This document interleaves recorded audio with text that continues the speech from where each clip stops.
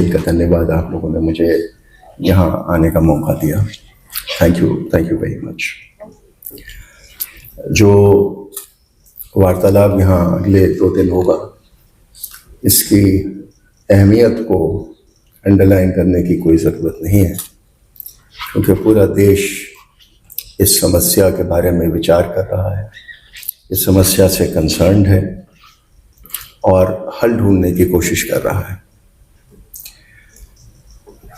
तकलीफ सिर्फ इस बात की है कि हम लोग जो बात कर रहे हैं वो इसी एक एको चेम्बर में बात हो रही है, क्योंकि जो लोग यहाँ बैठे हैं वो सब इस मुद्दे से कंसर्न है, लेकिन वो लोग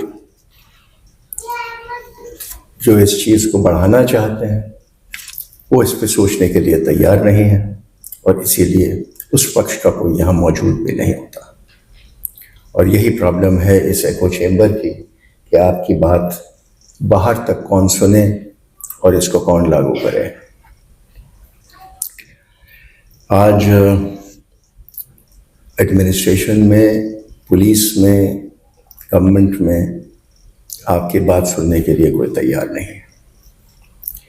एक तरह से पूरा मुल्क उल्टा पुल्टा हो गया कि जहाँ पूरा जो एफर्ट है वो एक तरह से इख्तलाफ पैदा करने के लिए है, कम्युनिटीज़ में हेट पैदा करने के लिए है।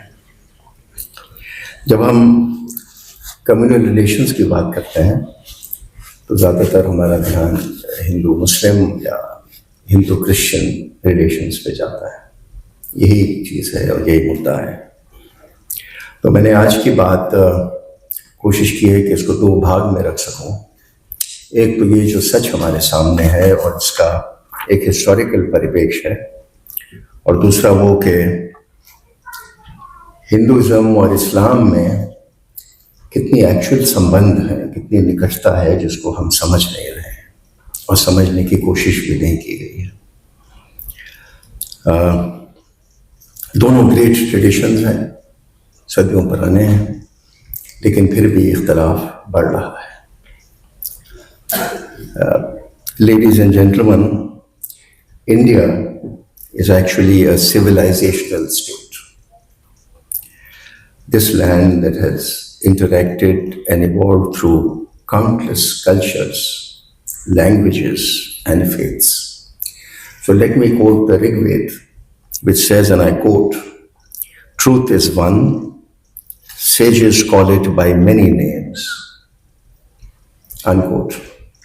And so when Emperor Ashoka, after the horrors of Kalinga, declared in his rock edicts, and I again read from the edict, quote, "Concord is good, but the chief thing is the acceptance of all faiths." Many centuries later, Akbar also spoke of Sulh-e-Kul, which is an effort for peace for all. If you look back at history, we have perhaps had only 3 or 4 emperors that have ruled through India, Ashok being one of them, Akbar being one of them, perhaps the last democratic leader being Nehru himself. But those are the people who controlled the whole of India. So harmony is not a weakness. It is a symbol actually of strength. And Gandhiji spoke of this strength because he spoke of inclusiveness. And I quote Gandhi, "I do not want my house to be walled on all sides. I want the cultures of all lands to be blown about my house as freely as possible." Therefore, communal harmony to me, ladies and gentlemen, is not an abstraction. It is the oxygen for democracy. Without it, liberty becomes a farce, equality collapses, and justice becomes a hollow word. Indian democracy in the debates in the Constituent Assembly realized this dilemma. And if you read the debates of the Constituent Assembly, you will see the hours and hours spent on debating secularism. K. M. Munshi, H.V. Kamath, Hazrat Mohani, Ejaz Rasool, they all debated to include the word secular in the constitution, but it was not included at that time for the simple reason that they included the word fraternity, which has a much larger context and canvas than just the word secularism. So, and that is why, ladies and gentlemen, we find fraternity as a separate sentence in the preamble. It is the only thing which finds a separate symbol, and that's the importance that the framers of the Constitution gave to secular feelings in the country. History has vindicated this warning.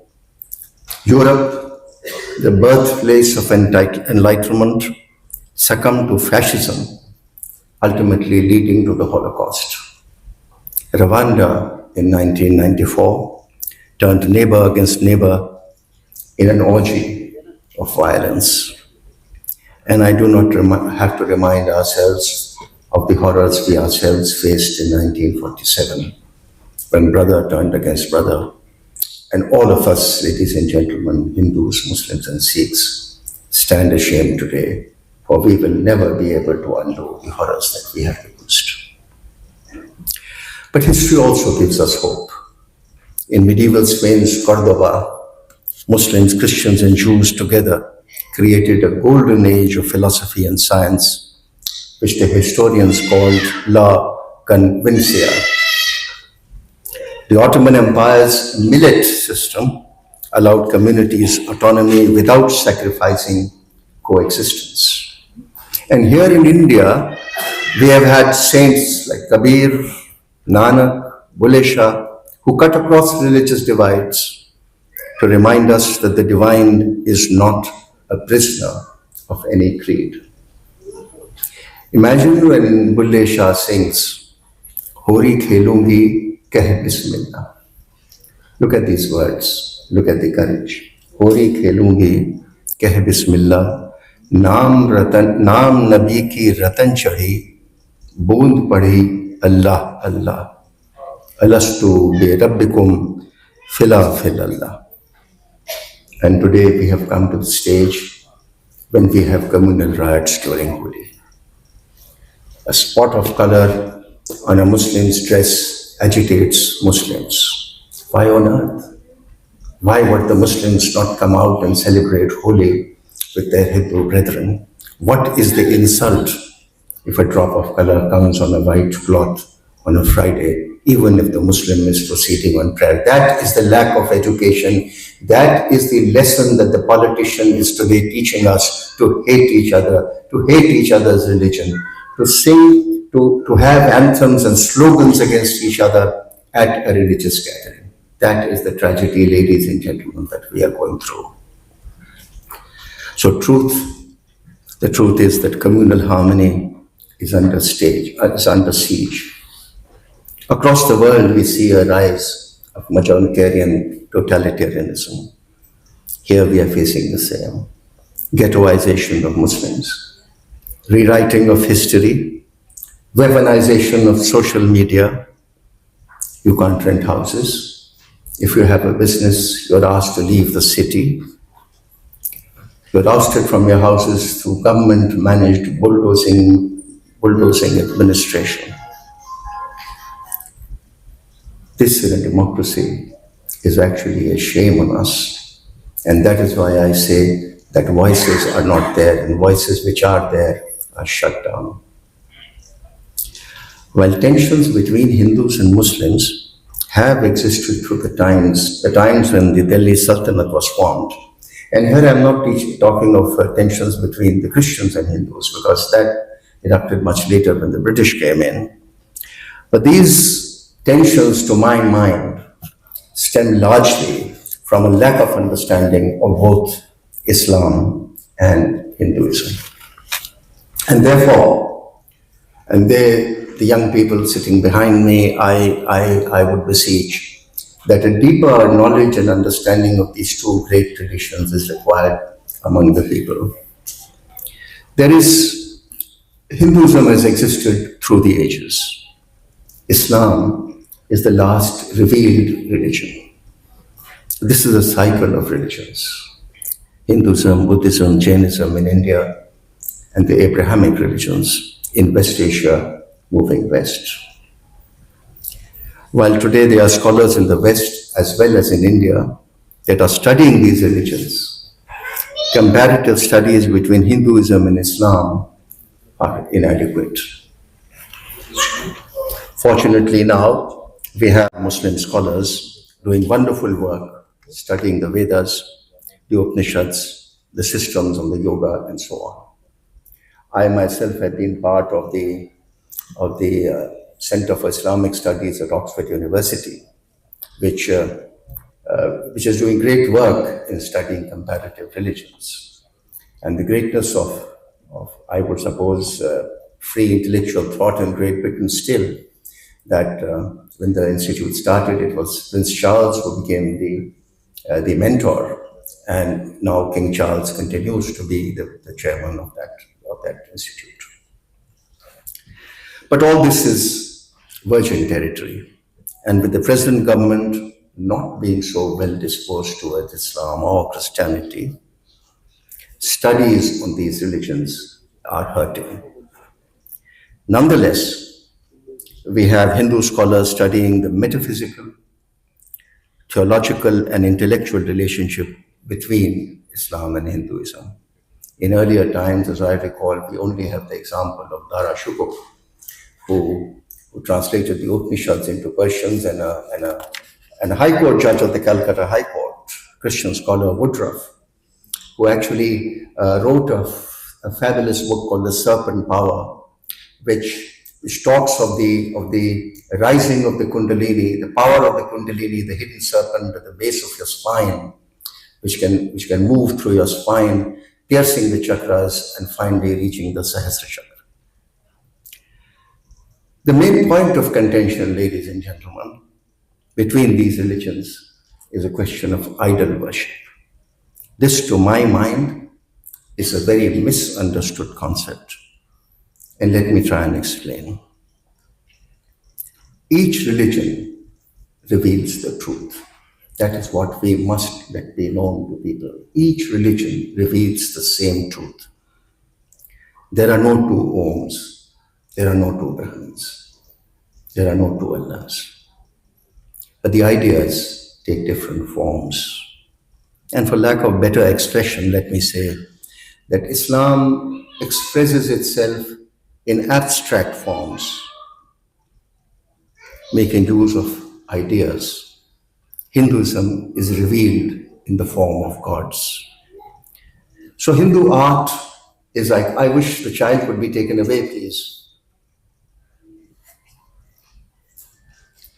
So Hindu art is iconic, whereas Islam is un-iconic.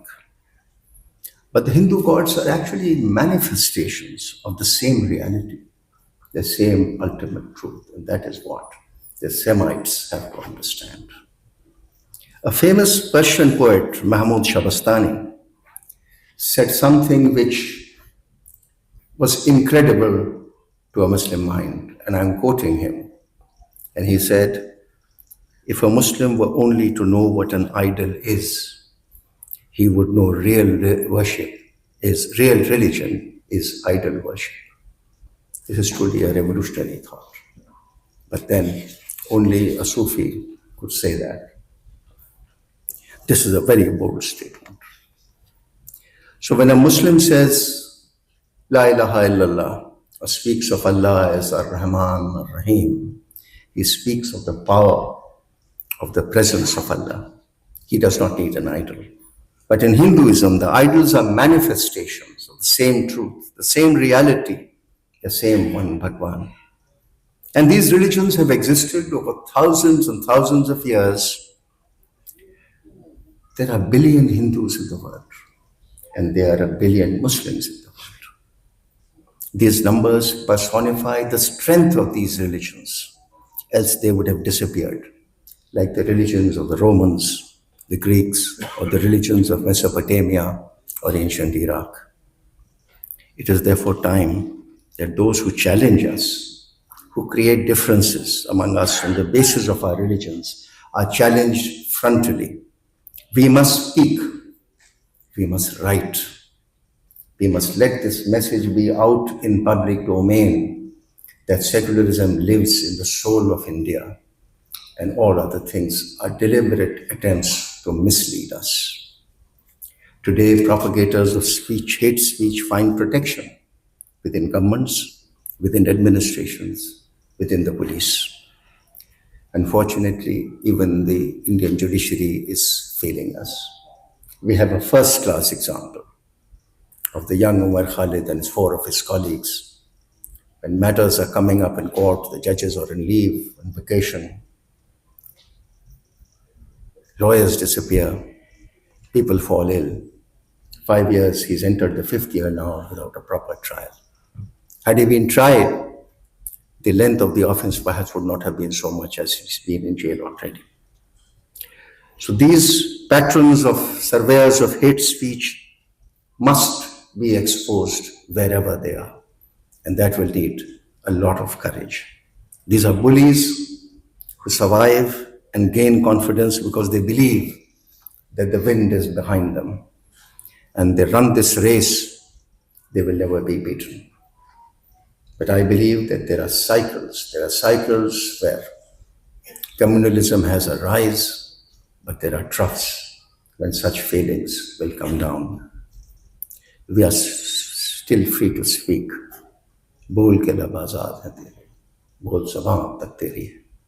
We must educate our family, we must educate our friends and neighbors. We have to speak in our mohallas, in our cities, schools and colleges. We must fight for the freedom of the press, which seems to have gone asleep right now. And we have to conduct interfaith dialogue and speak of commonalities in our faiths. And so you said, sir, that you want to have a paper at the end of this. Perhaps these are all the points that you have to include, but we must speak. We must speak beyond these echo chambers, because all of you believe in what I have said, but the people who do not believe do not care to listen to these words. There are dark clouds over us, but history has taught us many lessons. The world has lived so long in harmony and not hate. Finally, I believe love shall prevail. And so I wish PUCL and all of you all the very best in future years. Thank you very much.